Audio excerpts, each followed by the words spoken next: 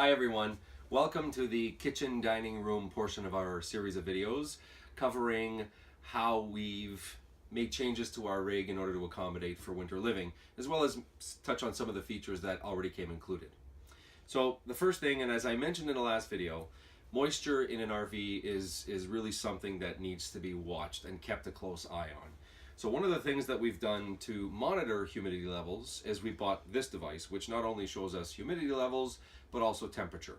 Conveniently enough, this has a wireless wand that I can position anywhere in any compartment throughout the RV, and it will monitor the temperatures in those areas. In this case right now, it's actually set up, the wand is set up in the garage. I'll touch a little bit about that in the next video.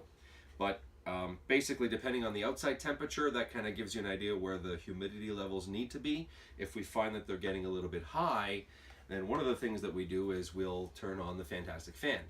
Obviously, we do that every time we start cooking, but we'll also do that when we find that some of the humidity levels are starting to get a little bit higher. One of the other great things about this room is that our main door is here, so every time we open the door, that helps to have some of the humidity and moisture escape. You'll notice over my right shoulder there's also a fan up here.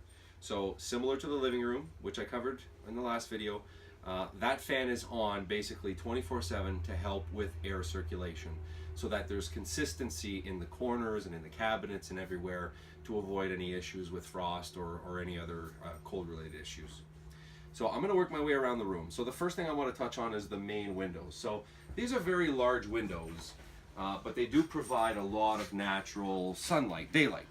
Now, I did put a plastic film on them, which I've heat shrunk twice, and I still get wrinkles. So either it's the plastic itself, or the metal window frames, or perhaps the two-way tape isn't quite adequate.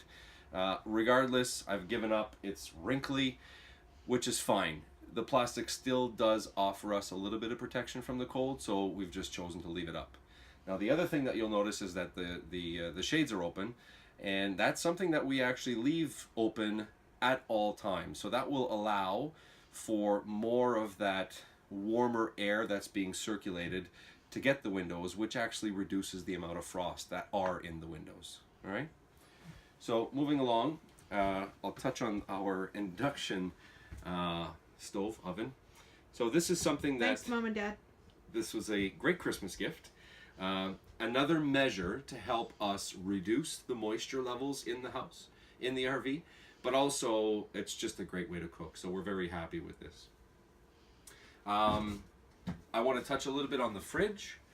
Our fridge, fortunately, being in Canada, I believe, Grand Design equipped our fridge, or Norcold, one of the two, equipped our fridge with a cold weather pack or kit.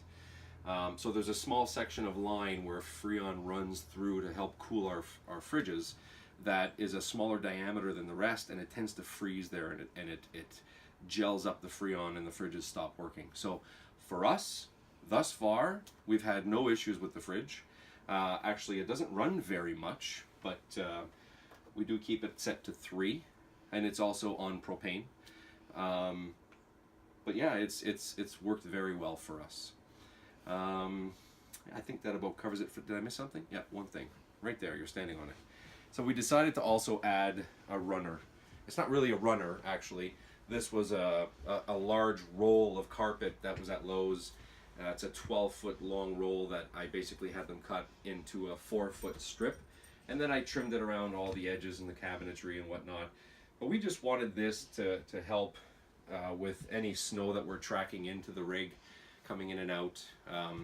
We decided against building an enclosure outside of our main door, only because we didn't think the benefits of it would warrant the material costs, the time to build. Not that it's that complicated, but we didn't feel that it was necessary. And actually we thought, well, if we really need it, I can just build one anytime. So anyhow, that about covers our kitchen and dining room video. So thank you for watching. Please don't forget to comment, like, and subscribe. And in our next video, we'll cover off on the bedroom and the garage.